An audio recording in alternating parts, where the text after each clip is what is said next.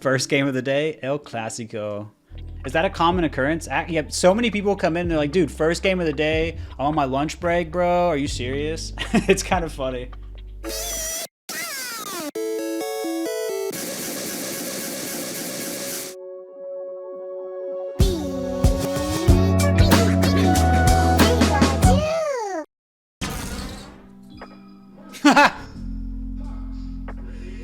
Alright, we're getting in on this informative and educational Pikachu game. Now, I am going to be... my goal in this matchup is to kind of play it a little bit like a Fox matchup, but something important that I'm going to be trying to do a lot of the time is trying to catch Fox out of the air like that. We want Fox to DI away right there, so we can kind of get our punish out. Well, that's gonna beat our move. That's okay. And we catch Fox's jump because we're above him, caught him DIing. But yeah, our goal is to nair and have Fox not hold that down, or grab Fox's landing. Try and pick Fox up with our up air like that if we can. Push him off.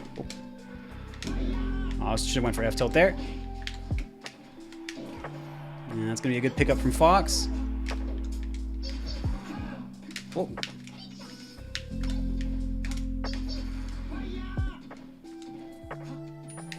Oh, good drift back on the double jump by Fox. And you can see I was actually going in for a jump right there. I got jabbed out of it. Fox's jab can be pretty strong.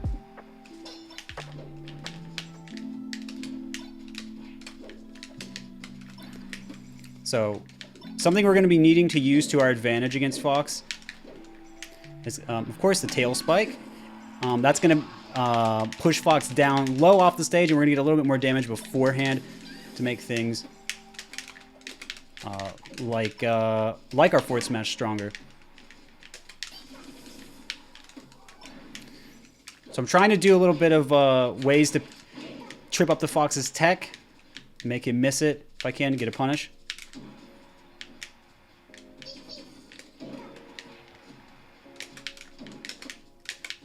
Fox rushing in a little bit. We're going to take advantage of that. Fox messing up tech skill on the edge. Again, if we're pushing the Fox to the platform quickly and he's not really able to react to it, that's exactly what we want.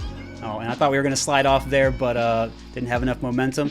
So there you go. Just want to see if the Fox would run in. Sometimes they might want to cross up. We were under Fox, so we didn't have to worry about back air. You can see the Fox doing a great job of kind of patrolling a lot of stage and then coming in. So making it a little bit challenging for me to figure out where he's going to go. Let's go for a little bit of down tilt. Haven't pressured him on the ground. But used a little bit like Martz, just kind of sweeping the floor.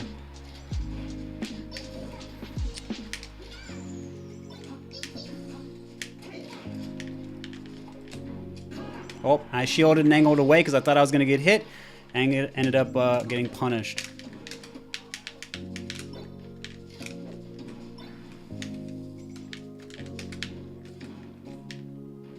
And will the Fox be antsy to kind of end it? Looks like he is. I think if we charged that, we might have been okay there. And of course, Fox had been messing a little bit of tech on the edge, so we want to move back, cover anything going on stage there. We're going to be getting in on another match here on Dreamland. It's going to be a little bit harder to kill with our up smash.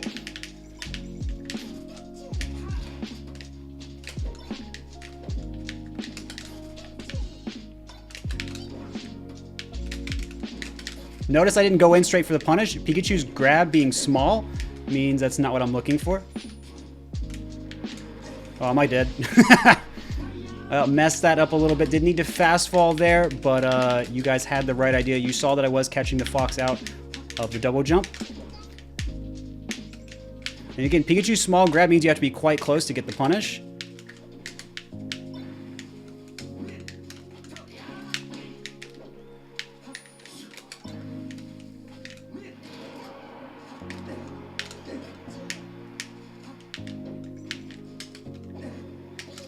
We'll just go for a cheeky little up tilt.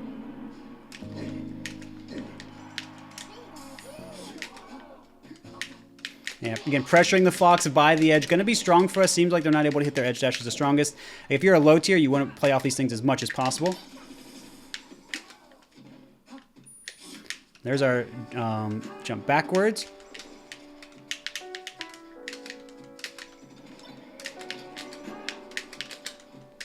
A little too much down tilt use by me. Fox goes high. We go for up air.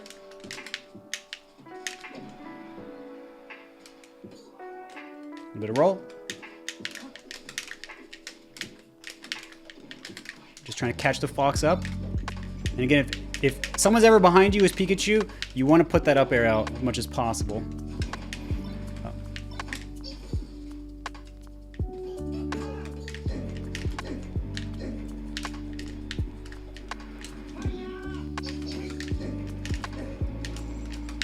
Well, went for the tech chase. Didn't get the turnaround. Oh, yeah. Needed to be a little farther away to be safe. That was well played from the Fox. And there's our forward tilt finally coming into use. Have been calling it out. Haven't been using it. And that's going to be the stock.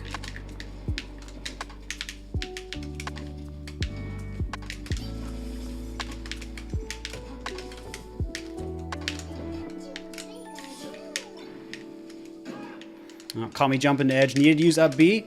Not too confident in it. That's okay. Catching a lot of jumps now.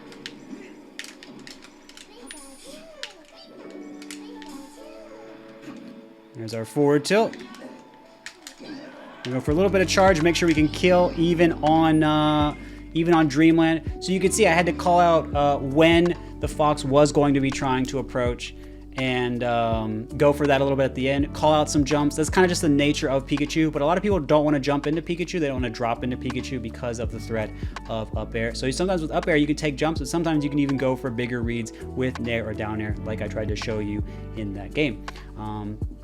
So yeah, we have to have your nair versus down tilt mix up in neutral, patrol the ground versus kind of patrolling someone that might go into the air, trying to keep that safe. I went in with forward air a few times to catch the Fox moving around and try to convert that into something quick like a down smash. And it also showed the importance of being right on top of your opponent when you are tech chasing due to Pikachu's smaller grab. Anyway, GG's to Soulscry, fun Fox games. Hopefully you guys thought this Pikachu match was a little bit interesting. Thought I'd try something a little different here. And yeah, GG's. Pika, All right, we've got another Marth Falco coming in on Dreamland, and we're gonna see a laser coming out. Now notice I'm jabbing this Falco a lot. Why am I jabbing this Falco? I'm jabbing the Falco because it comes out quickly, and it stops the Falco from really being able to do anything else, right? You notice I actually was able to convert that. I was actually able to convert that jab into a forward smash, which got me a kill. Same thing happened twice where the Falco was still invincible, and I was able to push them away. Now you're noticing this Falco, you might see that this forward throw thing happens to a lot of Falcos, and you're wondering, how do I get out of that?